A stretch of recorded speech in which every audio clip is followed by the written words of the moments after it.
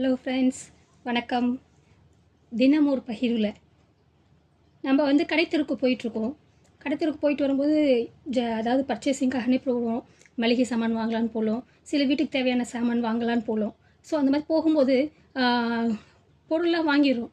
பொருளாக வாங்கிட்டு பார்த்திங்கன்னா, இப்போ இந்த காலகட்டத்தில் ஏதாவது ஒரு பொருள் வாங்குகிறோன்னா அவங்க பேக் கொடுத்துருவாங்க, நம்ம எடுத்துகிட்டு வந்துடுவோம். சரிங்களா? ஸோ நான் இப்போ என்ன பேச போகிறேன்னு உங்களுக்கு தெரிய வந்திருக்குன்னு நினைக்கிறேன். எஸ், அஃப்கோர்ஸ், பேக்ஸ். நம்ம அந்த காலகட்டத்திலேருந்து நான் இதை நோக்கி கொண்டு வரேன். ஏன்னா அப்போது ஜென்ரேஷன் இருக்கிறவங்க பார்த்திங்கன்னா இன்றைக்கி வரைக்கும் வேலை செஞ்சுட்டு தான் இருக்காங்க. பட் நம்மளால் ஒரு பை கூட எடுத்துகிட்டு போக முடியல வீட்டிலேருந்து போகும்போது. ஏன்னு கேட்குறீங்களா? முடியல. ஏன்னா அவங்க கொடுப்பாங்க, எடுத்துகிட்டு வந்துடலாம். இங்கேருந்து எதுக்கு நம்ம எடுத்துகிட்டு போகணும்? ஏன்னா ஒரு பேக் எடுத்துகிட்டு போகிறது கூட நம்மளுக்கு ஒரு அலுப்பாக இருக்குது. கையை வீசிட்டு போகலாம் ஜாலியாக அப்படின்னு சொல்லிட்டு அவங்களே கொடுப்பாங்கன்னு சொல்லிட்டு. ஸோ அந்த காலகட்டத்திலலாம் பார்த்திங்கன்னா வீட்டிலேருந்து போகும்போது ஏதாவது ஒரு மளிகை சாமான் வாங்க போகிறோமோ இல்லை ஹோட்டலுக்கு போனாலும் சரி, கேரி பேகு, அதே போல் டிஃபன் கேரியரு அந்த மாதிரி எடுத்துகிட்டு போயிட்டு இருந்தாங்க. ஹோட்டல்லாம் அந்த நேரத்தில் டிஃபன் கேரியர்லேயே போட்டு கொடுப்பாங்க. இப்பயும் போனால் போட்டு கொடுக்க மாட்டாங்கன்னே இல்லை. சரிங்களா? பட் ஆனால் நாம் அலுப்பு பார்க்குறோம். இங்கேருந்து ஒரு மணி நேரம் வேலை இருக்கும், இல்லை ஒரு ஹாஃப் டே வேலை இருக்கும். பார்த்திங்கன்னா நம்ம வெறும் சின்ன ஒரு ஹேண்ட்பேக், லேடிஸ்னு சொல்கிற சேர்த்து பார்த்திங்கன்னா சின்ன ஒரு ஹேண்ட்பேக் எடுத்துகிட்டு வருவாங்க. அந்த நேரத்தில் காலகட்டம் பார்த்திங்கன்னா அந்த நேரத்தில் தண்ணி கூட தேவைப்படுற மாதிரி இருக்கும். ஆனால் நம்ம வீட்டிலேருந்து தண்ணி பாட்டில் கூட எடுத்துகிட்டு போக மாட்டோம். அது ஒரு என்னென்னா சீப்பாக நினைக்கிற மாதிரி நம்மளே ஒரு தண்ணி பாட்டில் எடுத்துகிட்டு வந்துட்டோமே அப்படின்னு சொல்லிட்டு. ஸோ வெளியில் ஒரு மினரல் வாட்டர் வாங்கி குடிக்கிற மாதிரி நம்ம ஒரு பிளானிங் பண்ணிவிட்டு அந்த மாதிரிலாம் மைண்ட் செட் பண்ணிவிட்டு இருக்கிறோம். ஸோ அந்த மைண்ட் செட்லேருந்து வெளியில் வர்றதுக்காக தான் இந்த விஷயம் நான் சொல்ல வரேன். என்னன்னா, ஒரு பேக் கொண்டு போகிற அளவுக்கு நம்மளுக்கு சொல்லி கொடுத்துருக்காங்க இல்லையா? ஸோ பாலித்தீன் யூஸ் பண்ணக்கூடாது, பிளாஸ்டிக் நோ டு பிளாஸ்டிக்னு சொல்லிட்டு அவேர்னஸ்லாம் நிறைய கொடுக்குறோம். ஆனால் நாம் எந்த அளவுக்கு அது வீட்டில் ஃபாலோ பண்ணுறோம்? வீட்டில் 1க்கு 10 பேர் இருந்தாலும் சரி, ஒருத்தர் இருந்தாலும் சரி, அவங்க பொருளை அவங்களே கொண்டு வர முடியும். அப்படின்னும் போது நம்ம வாங்கக்கூடிய பொருள் எப்படின்னு தெரிஞ்சிருந்தா வீட்டிலேருந்து போகும்போது ஒரு பேக் எடுத்துகிட்டு போனால் அவங்க கொடுக்குற இதுவாக நம்ம பேக்லேயே கொண்டு வரலாம். ஸோ அந்த பேகை, அந்த பையை தூக்கிட்டு வரதுக்கு நம்ம அலுப்பு பார்க்கக்கூடாதுன்னு சொல்ல வரேன். ஏன்னா இதே பழக்கம் தான் நம்ம குழந்தைக்கும் வருது. ஸோ குழந்தைங்களுக்கும் திரும்பி மென்ஷன் பண்ணுற நினைக்காதீங்க. இதுதான் ஜென்ரேஷன் கேப்புன்னு சொல்கிறது.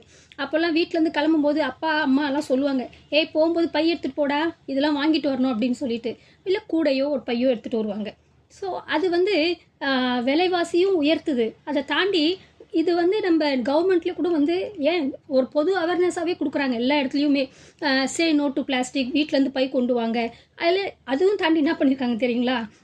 பேக் கொடுக்கணுன்னா காசு கொடுத்தா தான் அந்த பிளாஸ்டிக் கேரி பேக் கொடுக்குறாங்கன்னு சொல்லிட்டு. ஸோ அதை பே பண்ணி நம்ம அதை வாங்கிட்டு வரோம். ஸோ இப்படி சின்ன சின்ன செலவு நம்ம ஏற்றுக்கிற தயாராக இருக்கோம். ஆனால் போகும்போது வெறும் கையோடு வீசிட்டு போகிறோமே.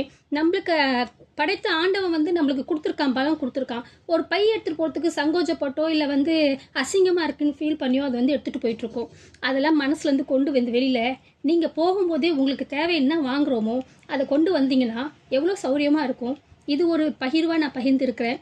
சரிங்களா? அதை தாண்டி ஒரு ஹோட்டலுக்கு போனாலும் ஹோட்டல்லேருந்து இன்றைக்கி வாங்கிட்டு வராங்க தான். ஆஃப்கோர்ஸ் நிறையா பார்த்திங்கன்னா மாவு, முக்கியமாக லேடிஸுங்களுக்கு சொல்கிறேன், இட்லி மாவு வரும்போது பேக்கெட் கவரோடு எடுத்துகிட்டு வருவாங்க.